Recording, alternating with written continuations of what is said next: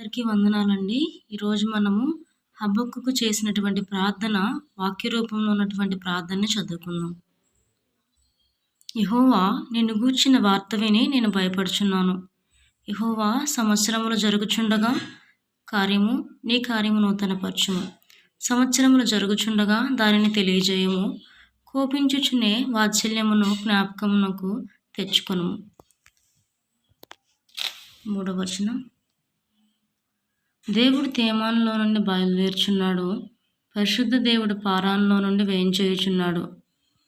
ఆయన మహిమ ఆకాశ మండలం అంతటను కనబడుచున్నది. భూమి ఆయన ప్రభావంతో నిండి ఉన్నది. సూర్యకాంతితో సమానమైన ప్రకాశము కనబడుచున్నది. ఆయన హస్తము నుండి కిరణములు బయలువెళ్ళుచున్నవి. అచ్చట ఆయన బలము దాగి ఉన్నది. ఆయనకు ముందుగా తెగుళ్ళు నడుచుచున్నవి. ఆయన పాదముల వెంట అగ్ని మెరుపులు వచ్చుచున్నవి. 6వ వచనం. ఆయన నిలువబడగా భూమి కంపించును. ఆయన చూడగా జనులందరూ ఇటు అటు తొలుగుదురు. ఆదికాల పర్వతములు బద్దలైపోవును. పురాతన గిరులు అణుగును. పూర్వకాలం మొదలుకొని ఆయన ఇలాగూ జరిగించేవాడు. కూషీల డేరాలలో ఉపద్రవం కలుగుగా నేను చూచితిని. మిద్యాను దేశస్థుల డేరాల తెరలు గజగజ వణికెను. 8వ వచనం. యెహోవా నదుల మీద నీకు కోపం కలుగునందున, నదుల మీద నీకు ఉగ్రత కలుగునందున, సముద్రం మీద నీకు ఉగ్రత కలుగునందున నీ గుర్రములను కట్టుకుని రక్షణార్థమైన రథముల మీద ఎక్కి వచ్చుచున్నావు. విల్లు వరలో నుండి తీయబడి ఉన్నది. నీ వాక్కు తోడని ప్రమాణం చేసి నీ బాణములను సిద్ధపరిచి ఉన్నావు. భూమిని బద్దలు చేసి నదులను కలుగజేయుచున్నావు. 10వ వచనం. నిన్ను చూచి పర్వతములు కంపించును.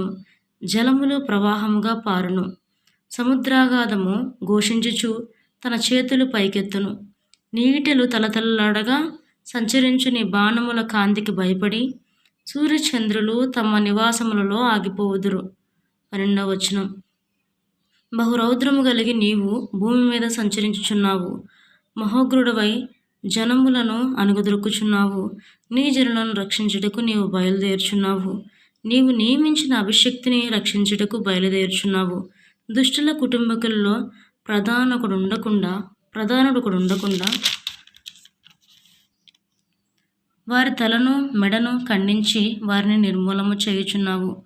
బీదలను రహస్యంగా మృంగివేయం వలనని ఉప్పొంగుచు నన్ను పొడిచేయుటకై తుఫాను వలె వచ్చి యోధుల తలలో రాజు యొక్క ఈటలను నాటుచున్నావు.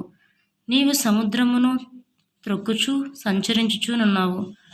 నీ గుర్రములు మహాసముద్ర జలరాశులను త్రొక్కును.